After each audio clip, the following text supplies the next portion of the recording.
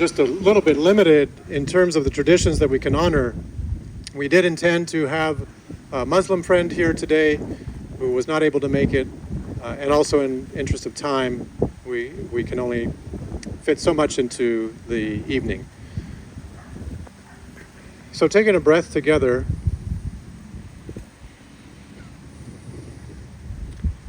we can move into the heart of our event today, our activity, shadow work and light.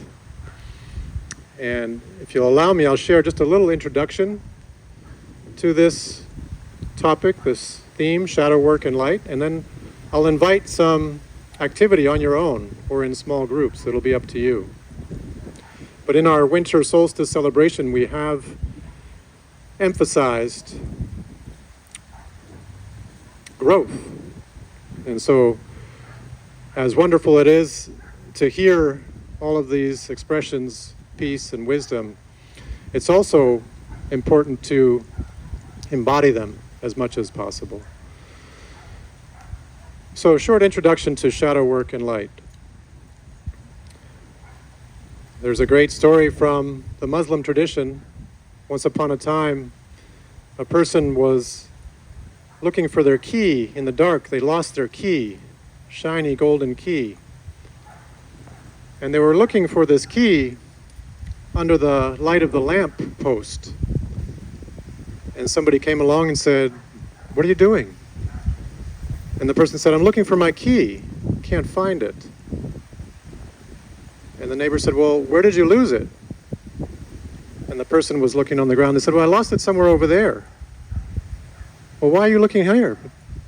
"Because this is where the light is." So this is a great way to encapsulate the value of looking in the shadows, where the golden key might be hiding or hidden or available to us. If we're willing to look into the shadow, into the darkness. Not that the light isn't good, it surely is, but it's not all that there is. So to make it a little more personal, if we think of our refrigerator, some of those dark places, some of those containers that have things, maybe from last year, we really don't want to look in there. But that's shadow work. You need to pull out that container that's been buried in the back of the refrigerator and open that thing and see what's in there. Clean it out. How did this get here? How did it get so rotten? Why did I neglect it for so long?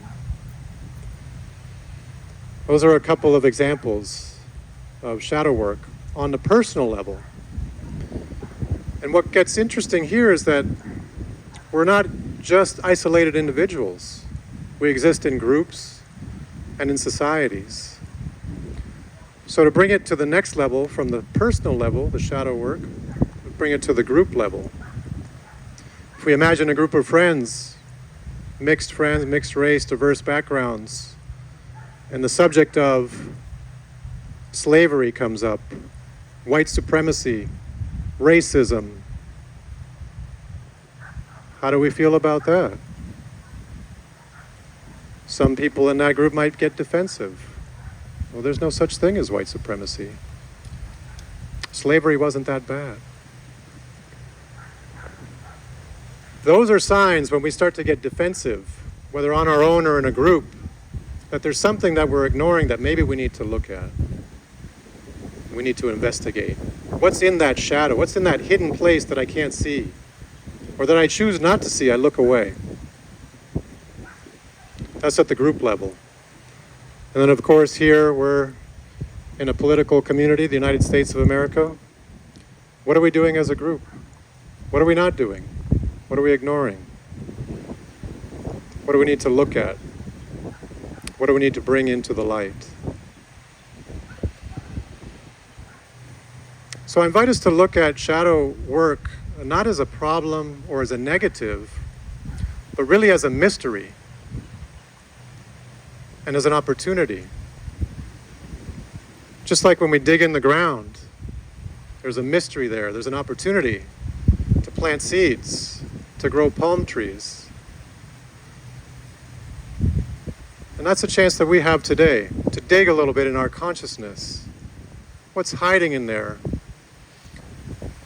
What have I repressed or ignored that maybe needs to be expressed?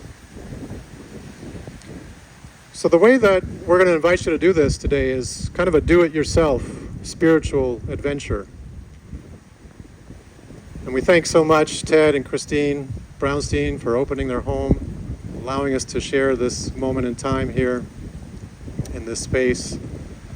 And we've mapped it out, as you can see. We've got some lights strung on the ground, and then we also have some lights around 3 trees in this area in the yard. So we've got 2 trees back here and 1 tree over to my left, to your right. Maybe you can see the lights on that tree over there. I'm just going to give you a little map here for the next 30 minutes or so.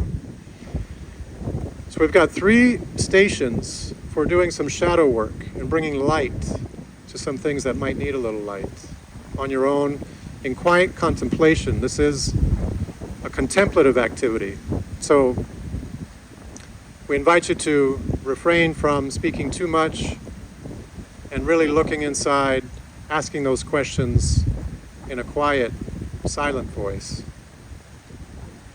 And the 3 stations that we have represent those 3 levels that I mentioned. There's the personal level, and that station is in the back, in the woody area. It's a big, beautiful gumbo limbo tree there, and there's a little sign at the foot of it.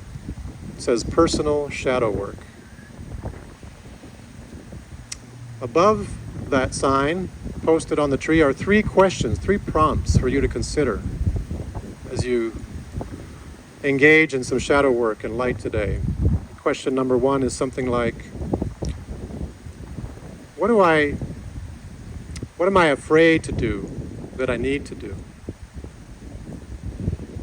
What am I afraid to do that I need to do?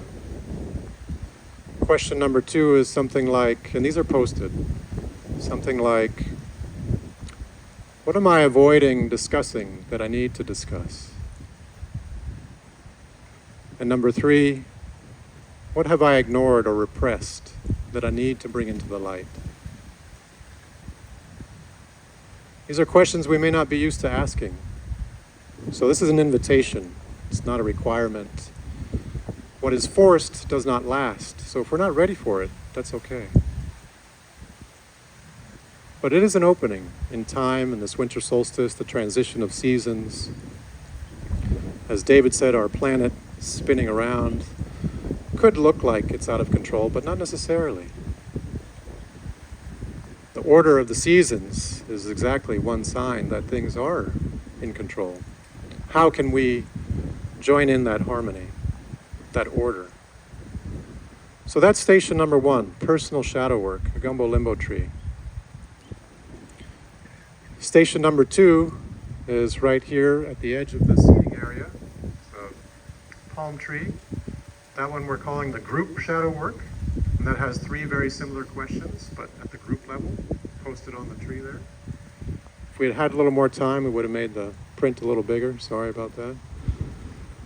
And then we have a 3rd station over here by the water with the tree, with the lights on it, another palm tree over there, and that's the societal shadow work.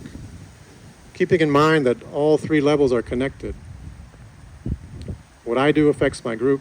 What my group does affects the society, and vice versa. What the society does affects my group. What my group does affects me. So there's really no untangling those things, but today we're going to use some artificial boundaries to recognize where we have some agency and where we can bring to light what maybe is hidden in us and around us. So any questions on the invitation to some shadow work and light? This is an invitation. You're welcome to sit still and do it right here if you like, if you'd rather not move around. Yes, ma'am, here in the front. How do you want to break it apart? Yeah, so the question is, how do we want to manage the flow? And we're going to trust the group and trust nature here to decide how to manage the flow here. So if you see too many people maybe heading into one area, maybe go to another area. Oh, and I should say, we do have a kind of a safety valve. We have a fourth area. A little pier here is available for a quiet walk. Probably only one or two people at a time because it's very narrow. But this little pier here is also a fourth station just for some silent contemplation. We don't have any directions out there, there's no prompts. But if you like, I invite one breath, one step. I have arrived. I am home. Here, now. Shadow work, light. Those are examples of phrases that we can use as we walk the pier, walk the plank, so to speak. But please don't go in the water.